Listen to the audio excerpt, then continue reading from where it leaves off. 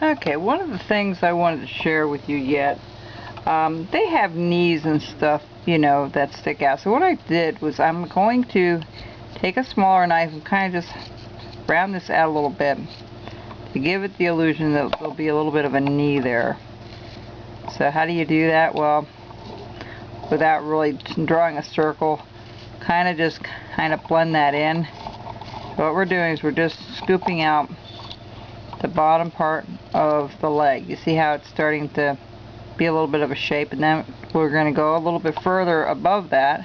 We're going to do the same thing, just very carefully. I'm going to spray this so I can cut it a little bit nicer. See the look on it? It gives it a knee, and I like that look, so I thought I'd share that with you instead of just doing it straight. If you want to leave it straight, you can. There's nothing wrong with that.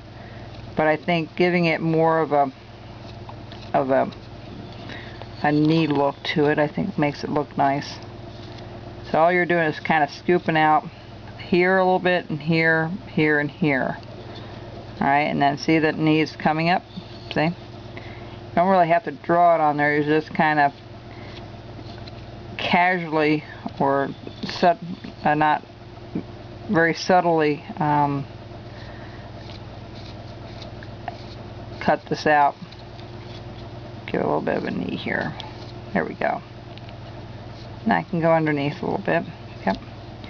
Just kind of scoop that out a little bit. Now it's going to be a little bit difficult because you're going in different directions with the grain. But see the difference? That makes a world of difference on a piece sometimes. Just a few extra cuts, you know, adds that little bit of detail, that little bit of curvature to your piece.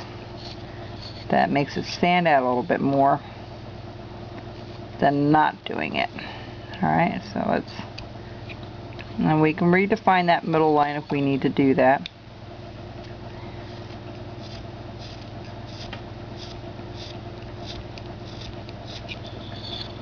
Alright, see his knees? I'm going to go over here and I'm going to scoop that out a little bit more.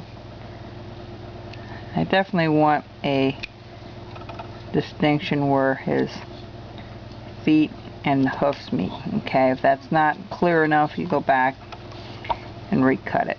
You know, there's definitely a little bit of a lip there. I'm going from memory from when we had animals here, you know.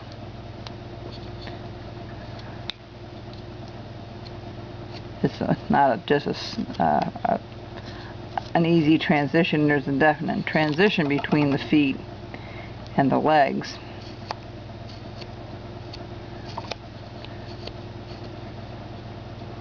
That looks good. See, if you just start slivering a little bit here and there and going back and forth, you get a real nice texture to it. See? Perfect. That looks much better. See how we have the two knees now that stand out a little bit, and the joints on an animal. We really can't do that back here because those feet are kind of hidden underneath everything. And I'm going to come back and I'm going to redefine everything. Redo my lines a little bit here and there. Like here, I'm going to clean out all this stuff up. Don't need to do anything more to the bottom of the feet. But when I was looking at this, I thought it looked a little too straight. So I'm going to just see how I'm going to do a little bit of a curvature right at the top here. Let me do this back here so I can see it a little bit better.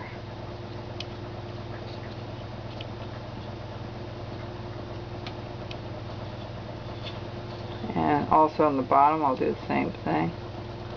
I'll share with you in just a second. Let me just round this up a little bit.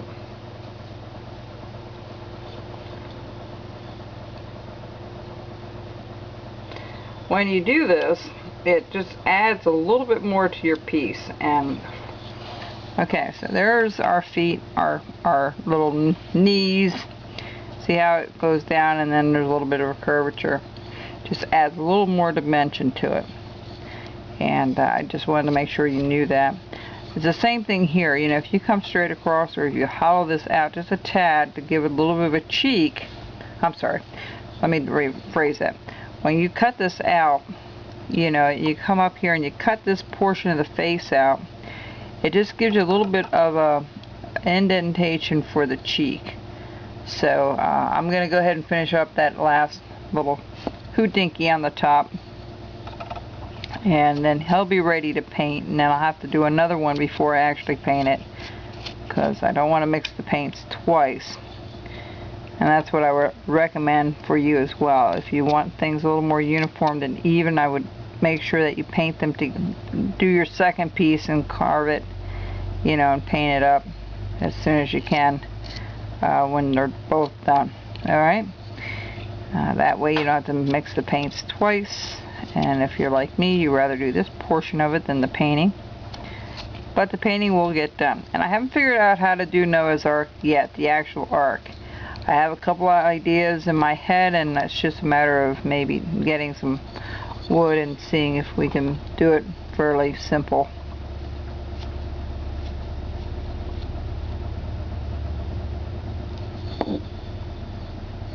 Okay, folks.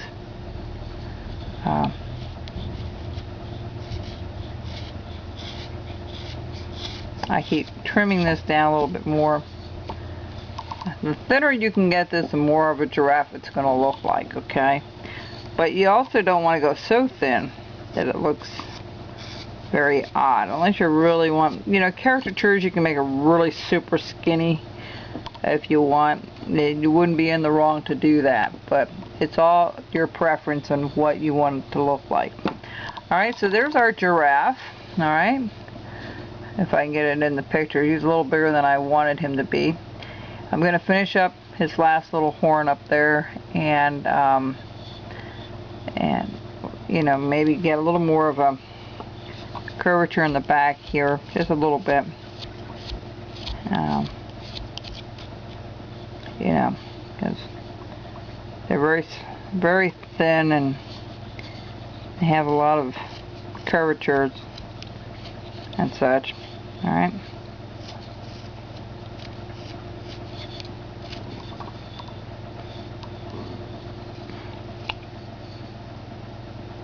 Alright.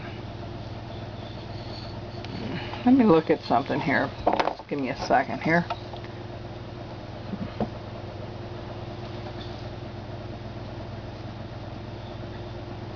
Alright.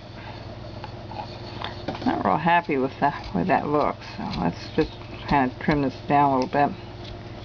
Trim this down.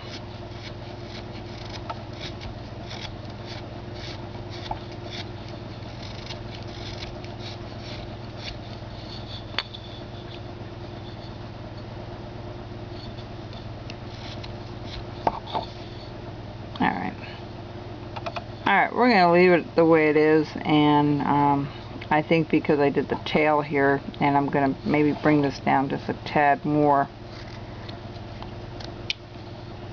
Alright.